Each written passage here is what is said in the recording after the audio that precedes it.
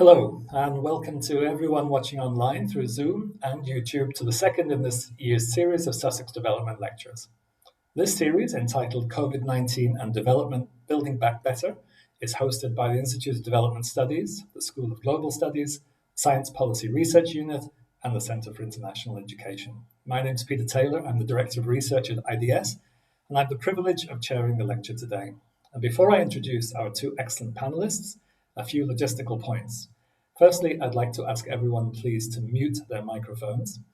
I'd like to welcome Marco Nadi, who is English to BSL interpreting this event. Please do tweet the event using the hashtags #SussexDev and #GlobalDevTrends. The lecture will be available to watch after the event via the IDS website and YouTube. And also, we really welcome questions and comments from the audience. You can type your questions in the chat box in Zoom or in the comments box on YouTube, and a selection of those will be addressed in the Q&A. And our speakers are going to be in conversation for around 30 minutes, and then we'll open up for responses to questions and comments. So in the first of the lecture series a fortnight ago, we heard from all of the host institutions about how, through research, they're trying to understand the social and economic impacts of the pandemic and exploring opportunities to achieve more progressive transformations. What might these look like? How might they be taken forward? In short, how might we build forward differently? Our Sussex Development Lecture today is entitled COVID-19 and Development, Governance and Trust, and it's going to feature Shandana Khan Mohmand in conversation with Ali Cheema. The pandemic is in many ways a crisis of governance. Its mitigation is determined by the nature of policy responses by leaders and governments, and the challenge of building back better will require governments to collect revenue more equitably and to spend it more inclusively and accountably. But most governments around the world have limited state capacity to respond in these ways, leading to growing concerns about the impact of decision-making processes around COVID-19 on levels of trust between people and governments. So now to a panel who will be in conversation on these issues. Dr. Shandana Khan Mohmand is a social scientist and a research fellow at IDS, whose main area of research is political participation and accountability. Her research is interdisciplinary and comparative and focuses largely on the following three questions. How does democracy work to empower marginalized voters under conditions of persistent inequality? How can local governments be made to work better for citizens as a whole and marginalized groups, women, poor, minorities in particular?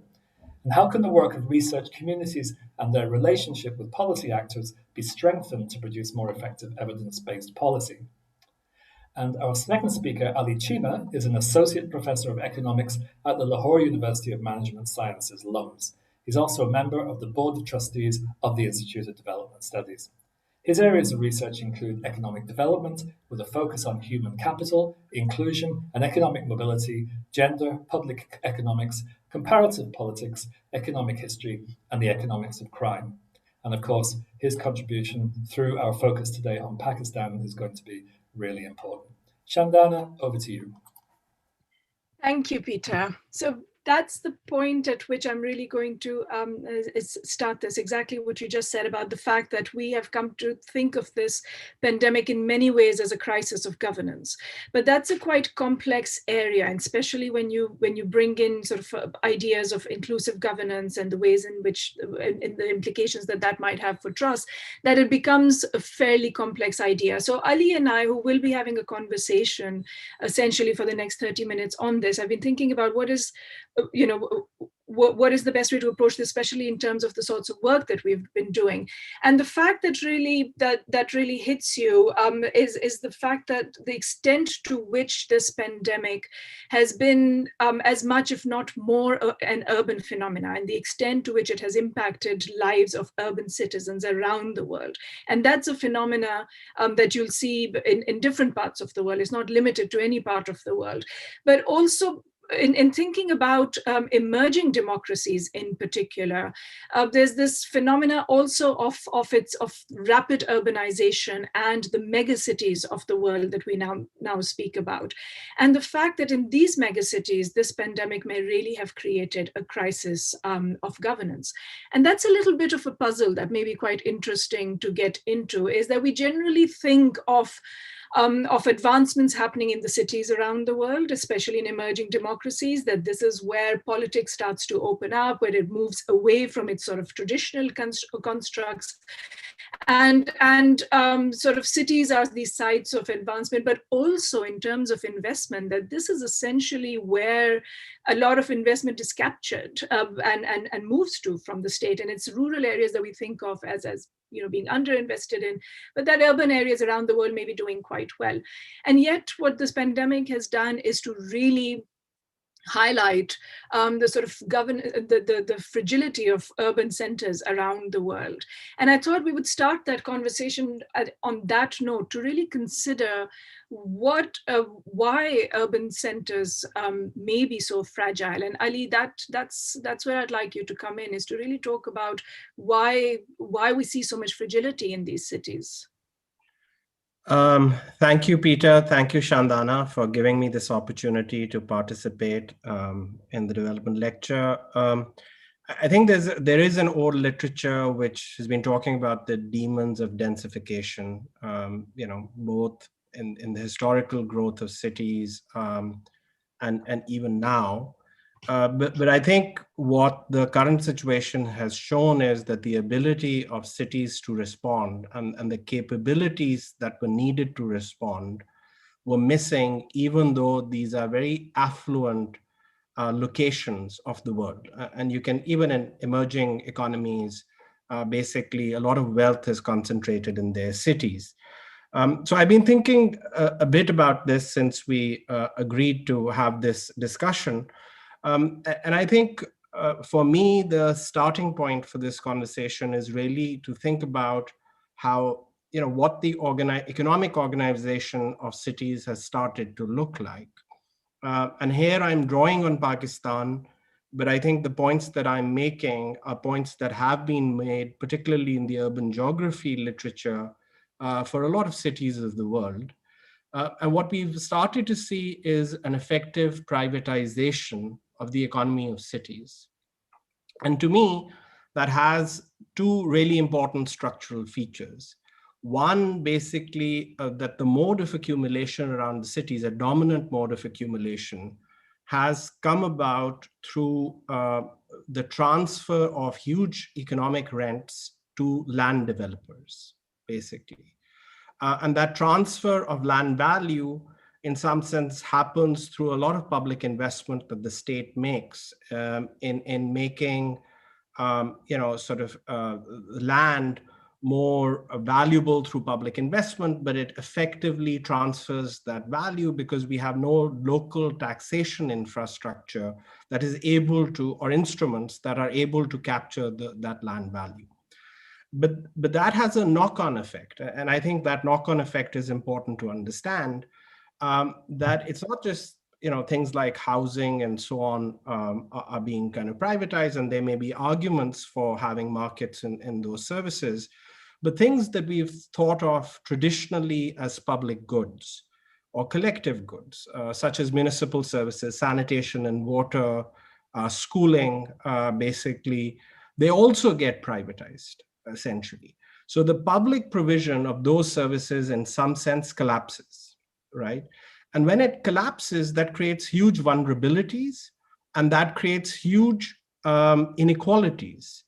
So I was kind of looking at the data today from the household surveys in Pakistan, and I was just kind of one statistic, which is, if you look at stunting and wasting amongst children, basically all quintiles in mega cities do as badly as the first 4 quintiles. If we distributed the kind of wealth distribution into 4 quintiles, urban citizens in the first 4 quintiles, the poorer quintiles, do equally badly as rural citizens. And the only big difference that we see is in the richest quintile, basically.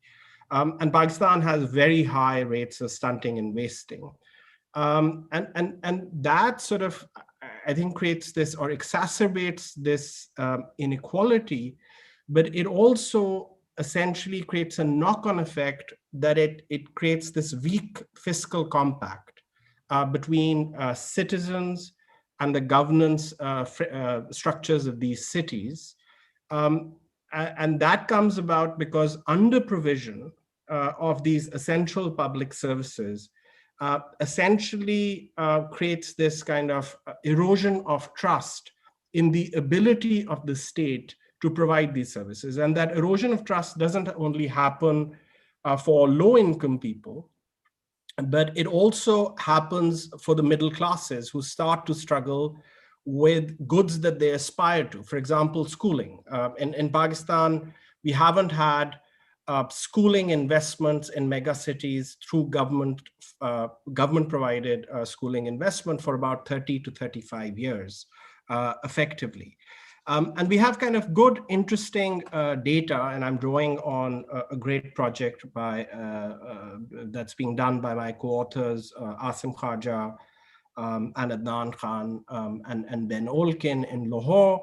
And we're kind of doing similar stuff in KP, where we started to essentially look at what the trust of citizens in, what erodes the trust of citizens in the fiscal system in cities.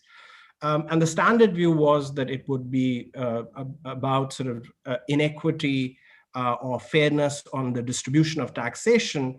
But the most stark finding that we have, and their work is showing, and our kind of recent work in KP is also showing this, is that citizens largely feel that the money that they pay the government is never going to be returned in the form of service provision around goods that they need. So on the one hand, you have under provision. On the second hand, that leads to the erosion in trust.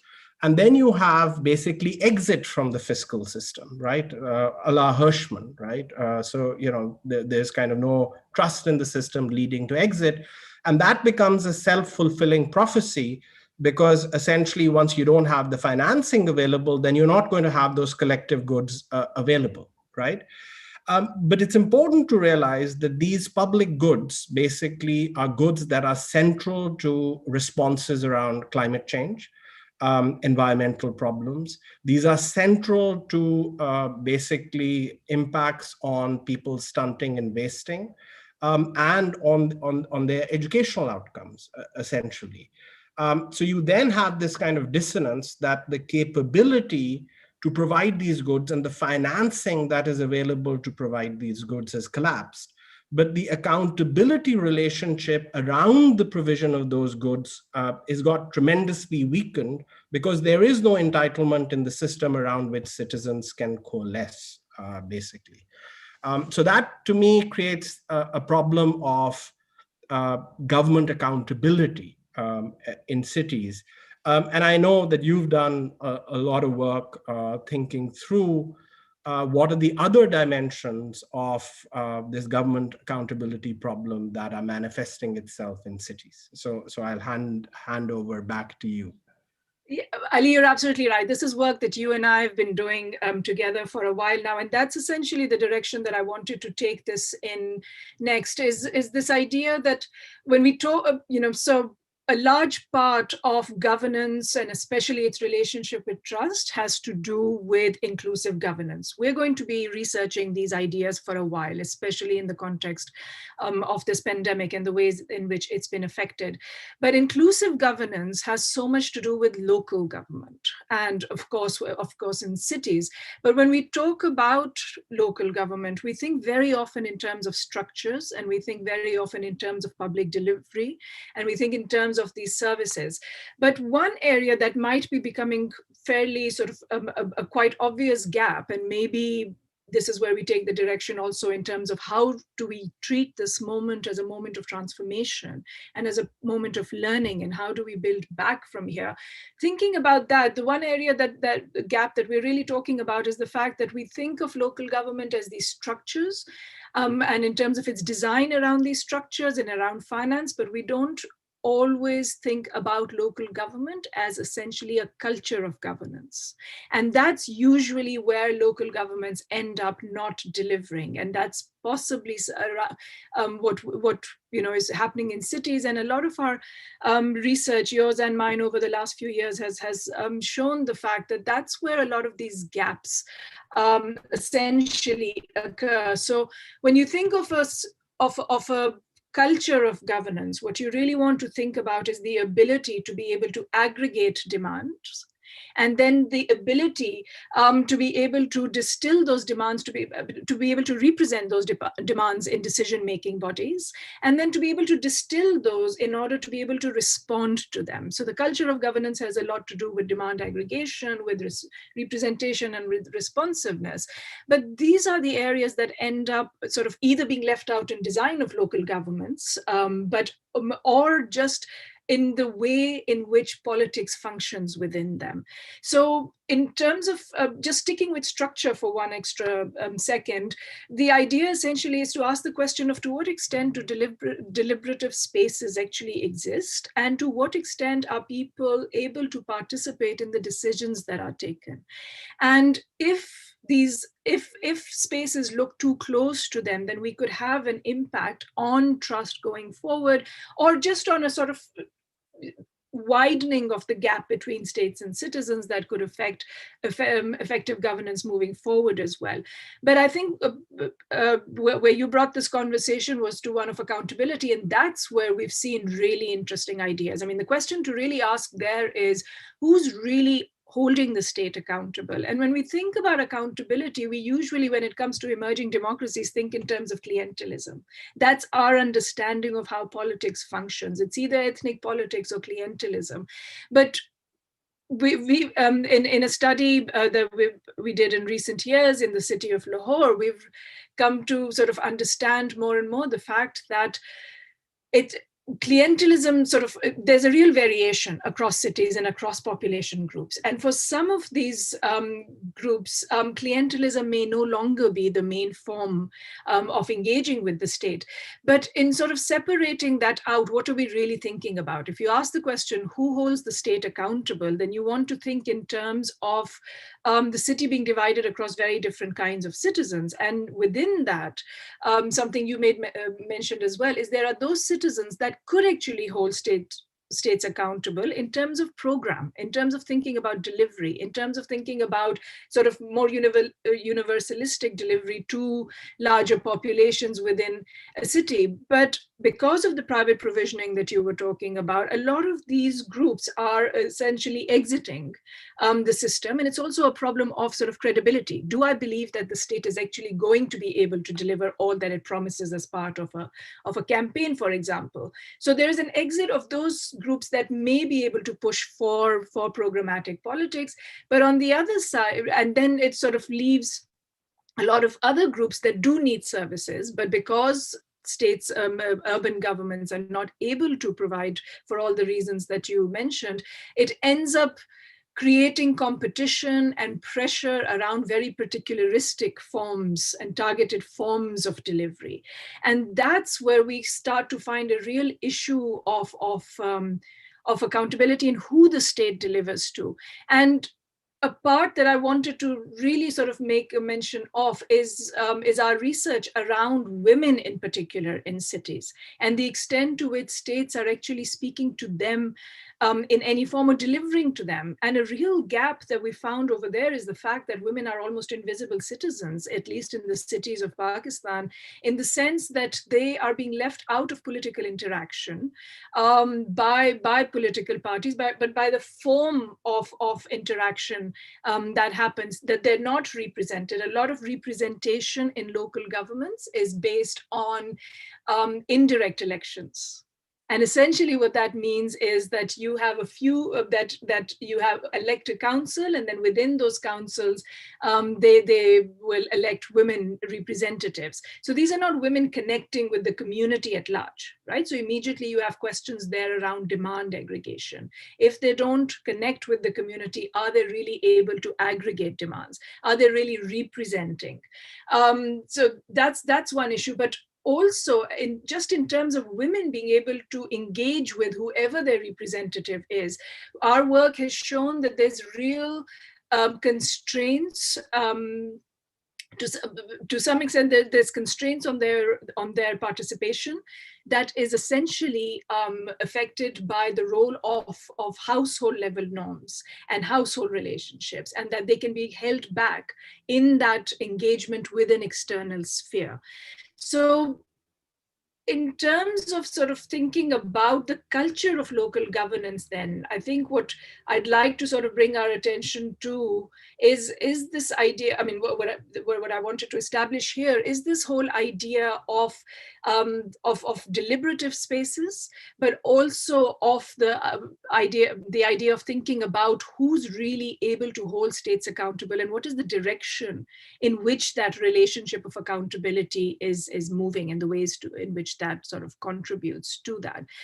So keeping in mind what you've said about the why cities behave the way they do, and what I've just said about the culture of governance and accountability, what do you think are the ways in which we would be able to build back from here, using this moment as this critical juncture that we recognize may actually have a real impact on our politics moving forward? And the reason why I ask that question is a lot of the populism that we're now seeing is essentially has been connected by research to being a political outcome of the 2008 financial crisis.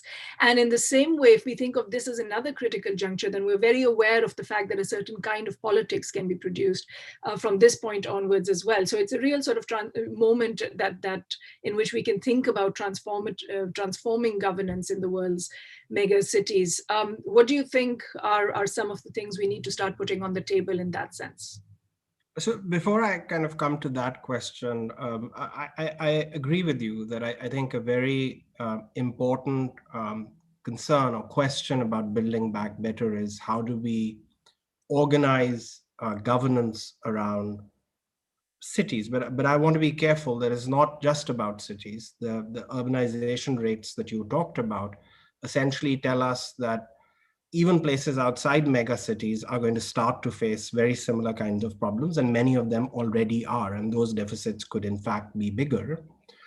But and I also agree with you that the problem with the literature on decentralization and on local governments is it's really created a black box, and that doesn't quite help us understand what type of structures work and what don't. You've talked about one piece which is really important, which is structures of representation or institutions of representation that are kind of narrow. And the second thing that you've talked about is basically the lack of deliberative spaces. But I want to kind of add two other things to it, which I think are really important. The first is we've never really had a discussion about local state capacity, right? So the assumption is that if we get the institutions of representation right and we create deliberative structures, you effectively have the capacity that becomes more responsive to the demands that get aggregated. And I think there's a problem there. And I've just kind of done some recent work with colleagues on local government capacity in Pakistan. But there's kind of now a lot of interest in measuring local government capacity globally, basically. And what we're effectively finding is this capacity either does not exist or it's hugely eroded. But the even bigger worrying thing is that in many parts of the world, you don't have a coherent capacity that can be called city government. The service provision in the city is fragmented, and it's embedded into very complex accountability relationships within the state. So you'll have the development authority reporting to a completely different tier. You will have basically the municipal function getting bifurcated. Part of it is privatized, part of it is accountable through a local electorate, but it has nothing to do with the planning system. So we really want to think and bring back this piece about capacity back center stage in terms of making or envisaging what these democratic governance structures could look like. And the third thing is we really have to think about the fiscal accountability relationship. And I'm coming back to this because in most parts of the world, local governments today are hugely transfer dependent from the top tiers. And what that does is that it makes the local politician dependent on the politician who's sitting at the upper tier rather than becoming dependent on the voters, basically. And in fact, the whole system becomes pretty rational because the voter knows this. So the voter simply starts endorsing the party that is backed by the politician's party, the incumbent at the provincial level. So accountability really gets eroded.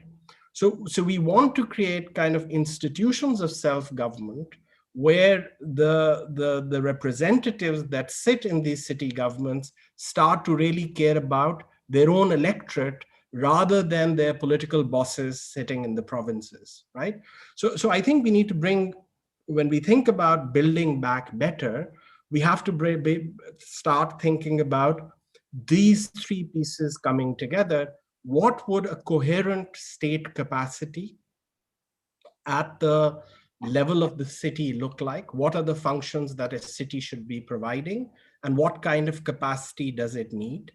We want to also start looking at the framework of financing. So while provincial transfers will have to have an equalizing role in any empowered local government set up at the city level, basically, but there has to be a very strong fiscal relationship between the citizens of the city and the government of the city, for the city to become a unit of self-government rather than a dependent of its state government or of its provincial government.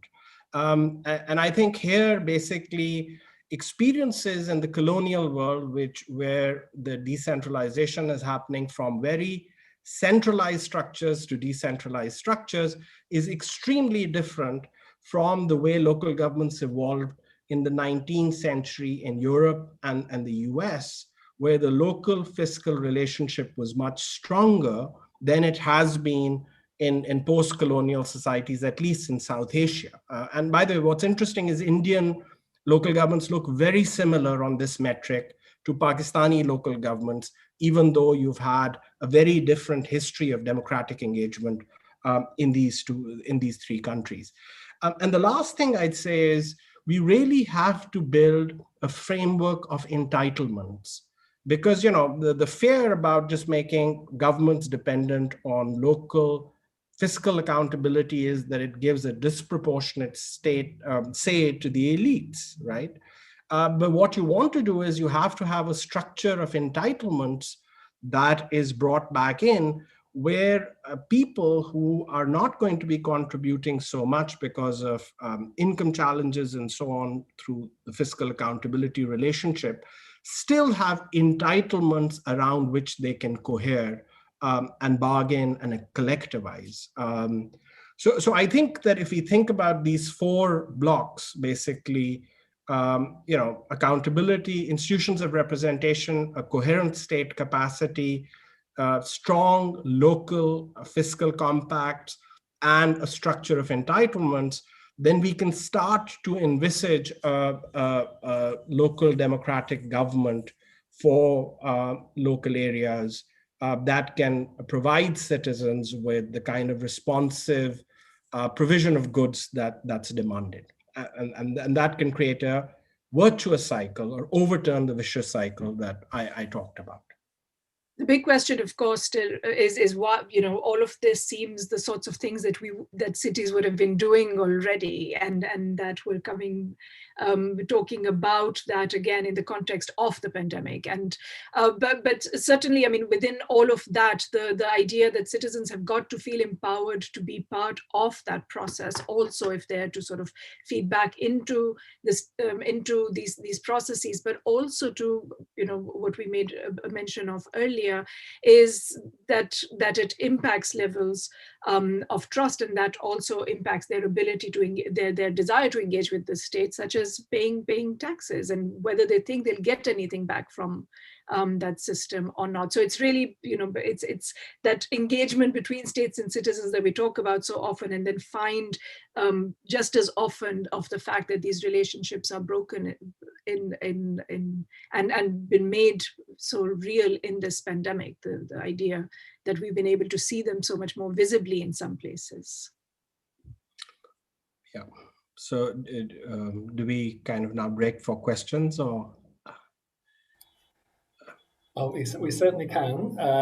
Ali and Shandana, thanks for getting us started. And we do have some questions coming in. So I am going to share the first two with you, and we'll start with those, and then I'll be really happy to introduce some more questions as we get them. And to all those who are listening right now, please do put your questions either into the chat or the question box, whichever you are using in Zoom or YouTube. So first of all, from Adel Dari, the question is, do you think that social capital might be a solution to boost the culture of governance? And if yes, how could we create it with an education and schooling system that's getting privatized? I think, Shandana, that's posed to you particularly, but I'll also just mention a second question while you're thinking about that, which definitely is for both of you. And that's from Jane Thomas, who would be interested if you could say how COVID has any implications for these governance issues. So obviously something which is very much on all of our minds. So Shandana, maybe to you first on social capital, but then certainly to both of you on the COVID question. I think on both of those things, we have to be a little careful in what we're able to say from that. There is quite a bit of research on these relationships, but the research is very context specific and very structure specific to a great extent as well, and is based on these sorts of ideas that Ali and I have been discussing. So within that, social capital, to the extent that so the relationship between how people feel about each other and the extent to which that is strong enough, and how that gets them to behave vis-a-vis the state isn't a very sort of clear idea that we have, or a very clear relationship that we have. So a lot of it depends on the education system. A lot of it depends on what's coming through these education systems, but a lot of it also depends on which actors are we talking about. I mean, who do you want citizens to trust, or which actors are central here? So it's a very context-specific question, and we've tried to limit that context to some extent. But I don't think that there is, we think of social capital as a good thing. We think of political trust as a good thing.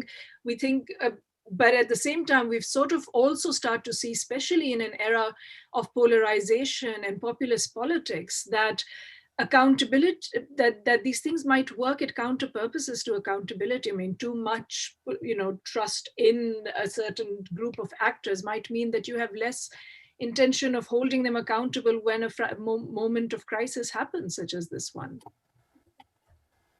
I think actually the social capital question is a great question, because the more you kind of privatize public goods, the more you do away with any kind of entitlements of public claims. So the turning on its head of this relationship also builds a very different kind of social capital. So let me try and illustrate that with an interesting example from Pakistan. So like I said, in Pakistan, basically, schooling for all classes has more or less been privatized. You haven't had public schools opening up in a mega city for about 30 to 40 years. And that's a pinch not only for low-income people, but also middle-class people. But what's interesting is that you haven't had any movement around which has demanded the creation of public investment in schooling in these cities. But the state created a law which allowed the state to regulate private school fees. And we've had a major litigation by parents who are trying to get the state to regulate private school fees, which is a very hard equation to happen, because if you kind of bring the fee down to the level that the parents would feel comfortable with, you would need some public finance subsidy. You just can't get away with that. But they'll never make a claim for that subsidy, nor will they make a claim for government provision, right? So you're going to get social capital built up, but it may not be the right kind of social capital, which pivots the governance system in a direction where the governance system becomes kind of thinking about universal provision of critical goods, basically. On this question about sort of how has COVID-19 had implications, I think sort of I kind of was involved in some work in the province of Punjab with the health department in the early stages of COVID in Pakistan, when there was a big spike that we experienced. Since then, Pakistan has been doing much better. And it was during a period where we had no local governments. I mean, we had bureaucratic administrators, but elected local governments did not exist. And I think that to me, this posed two really big problems. The first problem was that local governments didn't have funds to do anything except for assisting the state. And by local governments, I mean these local bureaucratic structures, assisting the states in terms of enforcement, or in terms of achieving compliance, or in terms of creating demand for testing. And in each of these places, they simply couldn't function because essentially they had no finances to function, right? So the responses became really, really centralized. And I think that at that point, that created issues of dissonance between how government wanted people to behave and how people were behaving. And the second big thing that happened was that we moved away from deliberative structures of behavioral change to enforcement through policing. So the central enforcer of this whole thing became the police, basically. And the reason that it pivoted in that direction was that there were a complete vacuum of deliberative structures that were there, which could have created community buy-in, basically. And that created like a polarization around things like community-based testing, which actually in the Punjab province, the state was able to undertake for about 2 months. And they tested about 10,000 people in Lahore, which is a megacity of 11 million people. But a lot of that had to be police enforcement, and there was a great tension with citizens. And that system sort of collapsed going forward. So getting kind of voluntary compliance is really important. And it seems that giving citizens voice and getting them to take ownership and responsibility through deliberation may be a very important part of the piece.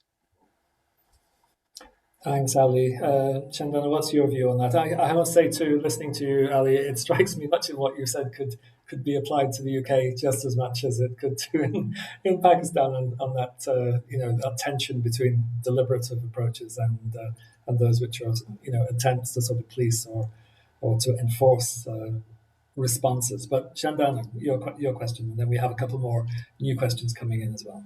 I'd said, Peter, I'd be happy to sort of move to another, because I'd said at the beginning that I think Ali's been sort of looking at this in the context of Pakistan. For a lot of the other contexts where we're looking at, there is, I think, the literature on, on what is going to be the impact, I think is still quite mixed. So I think I'm going to park that for now. Yeah. Okay, so we have another two questions. I'm going to share these, and these are actually different contexts, which I think makes them interesting. So Priyambada CL is asking, do you think local governance structures are successful in actually bringing the government close to citizens in India and Pakistan? And what do you think is the role of Panchayat's extension to scheduled areas in doing that in the context of India?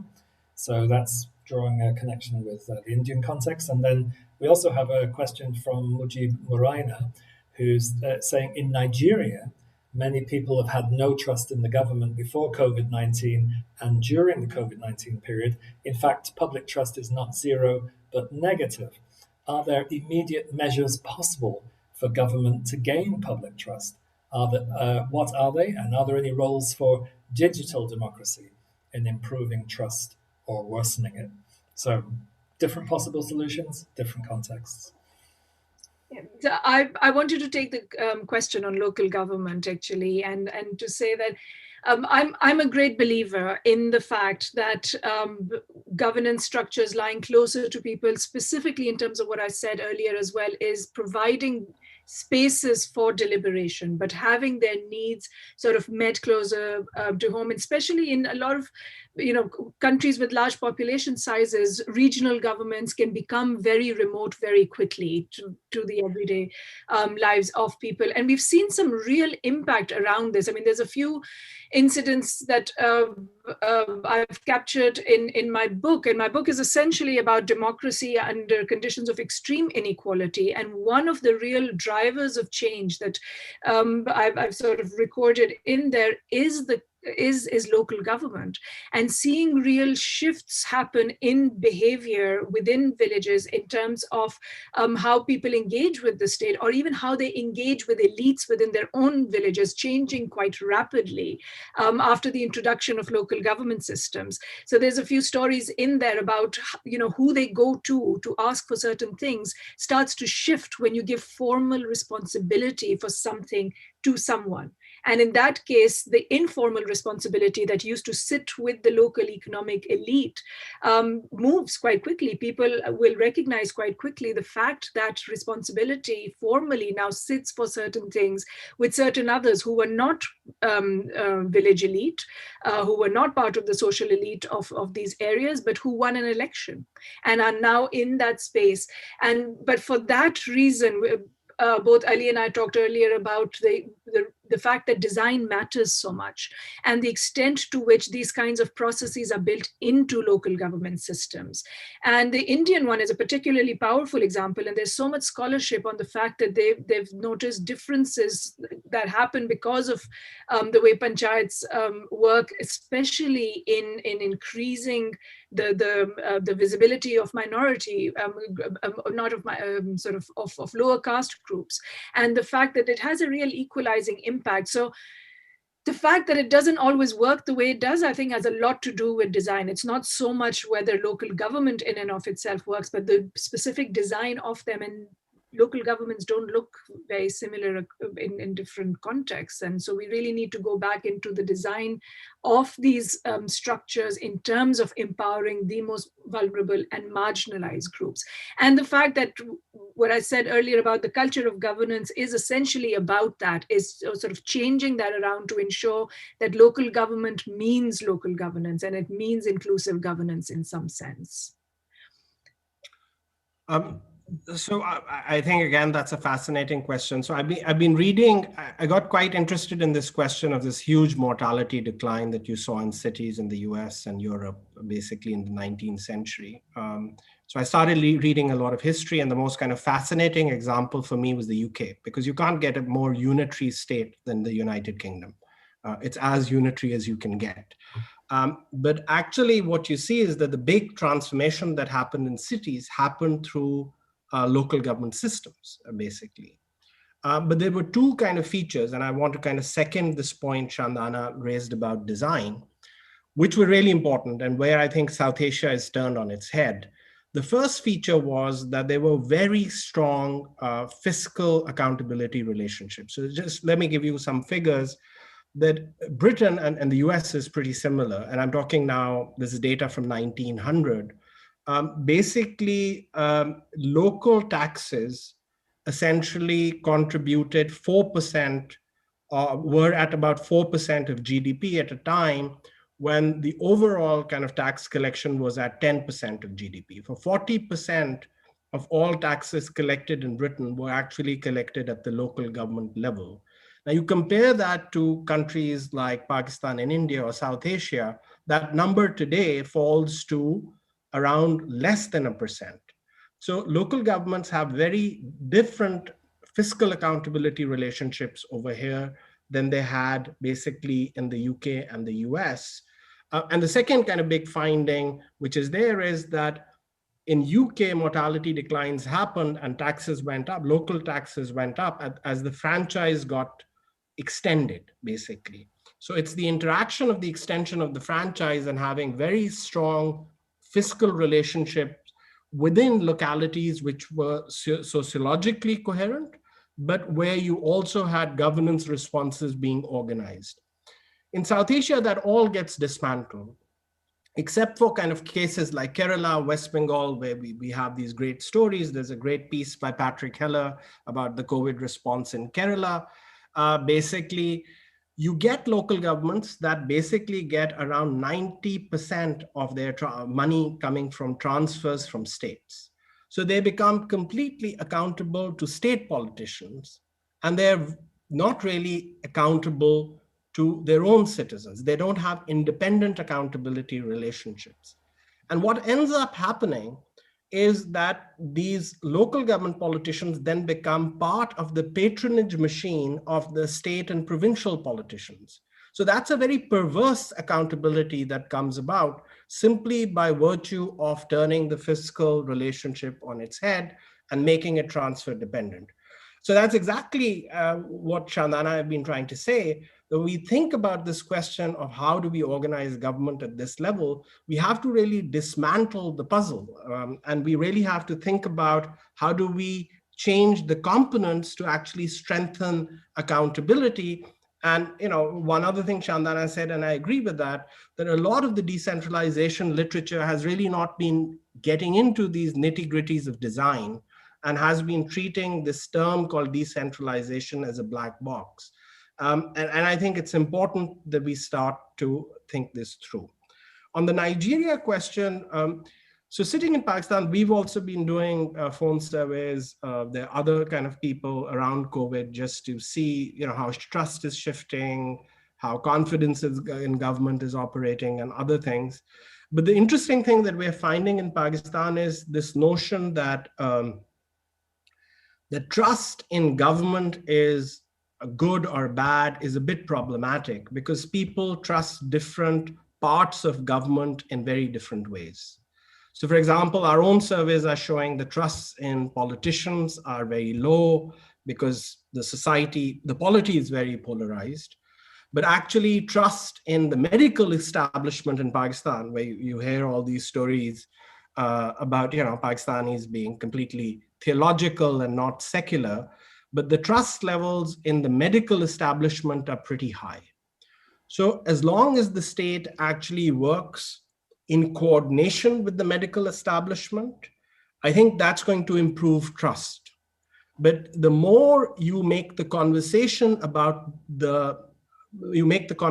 political and about political delivery, I think you're going to lose trust. So I think unpacking this question of trust in different contexts and seeing what are the dimensions on which trust becomes negative, basically where you get distrust as opposed to trust or mistrust, may be important. And what are those kind of agencies and actors that are actually going to erode the outcomes that we care about? Just to add to that very quickly as well, there's some research, some of from our work, Ali, but also from South Korea, for example, and I think in some other places where trust in religious authorities seems to have gone down, but also trust in negative political campaigning at this time. So using it as a political moment. So it seems that people are quite aware of the ways in which this is being used and connecting to that. But there's some really interesting research that we've pulled on from sort of making analogies with conflict, post-conflict rebuilding, and work of our colleagues, Patricia Justino's work, for example, also speaks to the fact that one of the ways to really think about building trust is really to fix delivery and these relationships. But that is exactly the sort of complex fragilities that we started this whole conversation on, is how do you do that? But states will have to focus to quite an extent on really fixing their delivery patterns in order to be able to build that. But this question on Nigeria really gets at the things that are concerning us about the fact that we might see a real disconnection between states and citizens be the result of this pandemic going forward. Though the research on that is quite mixed. It's risen in some places and fallen in others. But I think this point that Shandana is just made about sort of the link between service delivery and trust is really important. I have a paper with sort of co-authors which from Pakistan, which is effectively showing that if you have low provision, it leads to low trust. But it creates this dark side that people actually start switching over then from state actors to non-state actors. So it has negative spillover effects. And in particular, in places where fragility is affecting basically the strength of the relationship between citizens and the state, you might start to get a push towards the dismantling of the state. And that can become very dangerous. Well, thanks, Ali, because that's actually a very good segue to the next question, which came in from Andreas Stegman, who appreciates your insights and is finding this conversation extremely intriguing. And the question is what your thoughts are on the role that NGOs could play in strengthening local governments and the process that you're describing more generally. I can respond to that, and I think Ali should certainly come in on that. In fact, that is a point I wanted to make in the main part of the discussion that I didn't get to. But in building those sort of deliberative forums, in demand aggregation, CSOs, civil society organizations, have such a major role to play, and there is extensive literature on the fact that they can play a real sort of role of partnership with local governments in fixing delivery systems, but also in the sort of projecting voice, and especially from more vulnerable and marginalized populations. But that this has become a real crisis as well, a sort of ongoing parallel crisis to everything else we're seeing, of the fact that it's the phenomena of closing civic space that we've been talking about for a few years now. And we have a few papers on that. We have projects at IDS that are looking at this idea of what it means for civic spaces to have really closed down around research, around civil society organizations, around a whole lot of actors that are a very important part of connecting up governments with people and allowing that relationship to work in both directions. So they have a large role to play. And in fact, it could be that as a moment of transformation in this moment of the pandemic crisis, that we might see some of that space easing up for the role, or a greater recognition of the role that CSOs might be able to play. And there's some evidence around that in Pakistan, but also in other countries. I mean, just adding to that, I think that basically giving over state functions whole hog to NGOs and civil society organizations may make things worse. But I think in the overall framework where you're creating sort of state capacity and democratic city governments, I think civil society organizations have a very important role to play, both in the provision of some delegated responsibilities, but within that framework, but the other to kind of voice and sort of aggregate demands from the civil sphere, which is not always political. And I think that role is important. But what we've seen in Pakistan at times is there's a delegation away, which erodes the state. And I think that can have kind of damaging effects, particularly when you have very precarious city governments to start off with, or non-existent in our case. Okay, and that's a really helpful response to that last question, because we had another question from Adel Dari, who's from Tunisia, who was also asking about the potential role of civil society and informal institutions in helping to strengthen the culture of governance. So I think you've spoken to that. But there's a follow-up question there. Do you think that transparency is a first step to build the trust we need to face crisis and the hard times that we're in currently? So, in terms of kind of the evidence that we've gathered, I think the thing that really stands out is kind of transparency in what sense. So there is a large literature. There's a very nice paper in the QJE by kind of Claudio Ferraz and Fred Fenan, basically, which shows audits of local governments have huge effects on local government accountability. So yes, and the transparent disclosure of those audits, basically. So transparency has an effect, but I think an equally important thing is the provision of services. So the thing, at least in the Pakistani context, and it's a kind of stark stylized fact, but it kind of hits me, is that if you ask citizens, and as I mentioned, my kind of colleagues Asim Khaja, Adnan, and Ben Olkin did this for Lahore, and we're doing similar stuff in Peshawar now in KP. When you ask citizens how much or what percentage of the tax collected from you do you think is spent on services that you value? About 60% say less than 20%, right? So why would they pay? And that kind of just strikes you that at the heart of it is, and a lot of these citizens are citizens which need those services. And we're kind of throwing those citizens on market providers. So we're kind of completely taking away the entitlement around a claim. And I think that is a really, really a central thing that we need to bring back into the conversation. I just wanted to make that last point that Ali has made about the fact that transparency does have a very large role to play in the fact that governments, and specifically local governments, need money to function and to be able to deliver everything that we've just asked of them in this entire conversation. But at the same time, because people don't feel that they're getting enough out of government, they're not going to pay their taxes. And there is literature to suggest that transparency might be able to play that role in sort of showing where your money is going when you pay taxes, and the fact that you may actually be getting something out of that.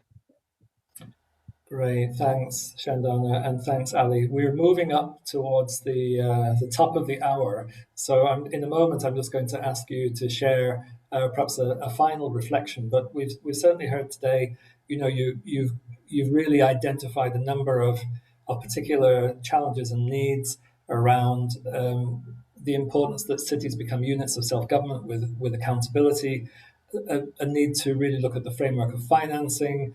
The need to look at coherent city capacity and what will actually support all of these structures, enable them to function. The need to see entitlements that collectivize citizens and can coalesce around these. The importance of inclusive governance and deliberative spaces, and especially for women and for groups who perhaps otherwise find it difficult to enter those spaces, particular attention is needed there. So you've certainly presented us with a number of challenges, and through examples from Pakistan, which is very meaningful when we actually hear about what's happening on the ground, and incredibly helpful for those insights. If you were to each leave us with one thought about how we could progress our efforts to build forward differently, what would be your message to us today? Perhaps, Ali, let me start with you. So I would kind of say that we really need to revive the debates on local governments. It's become a bit of a passé, basically, debate. It had its heydays at the end of the last century and the beginning of the current century, and then it kind of fizzled out. I think that for me, the big message is that there's been a lot of focus on micro things that people want to do. But if the system is broken, then even those micro things are never going to be scaled up. So I think we need to move back to how to reconstruct the bigger structures for micro things like transparency or sort of disclosures to start, or giving civil society a role to start to have meaningful impacts that can be scaled up. I I was just going to make a similar pitch for research around local government. So thinking about local government, but really reviving the way we research that. And we are absolutely concerned about what is going to happen to the state citizen relationship, and specifically in terms of trust moving forward. But it's essentially as an empty space unless you can really think about very particular forms of connections that we're talking about, very particular forms of relationships that we're talking about, and very specific context. So there needs to be quite a bit of research on exactly what the impact of this pandemic has been. But within that, I think an area that on which we may have less debate is the fact that inclusion matters, and that structures of governance that can increase that inclusion are absolutely central to building back, but building back in a transformative way. Great, thank you. Thanks both. So we are now just really drawing to a close. Normally, under different circumstances, we would have a chance to gather together in person and to continue this conversation. I just have to wish that everyone who is joining us today is safe and staying well. I must thank Marco for interpretation, to thank those behind the scenes who ensured that we could speak and connect today.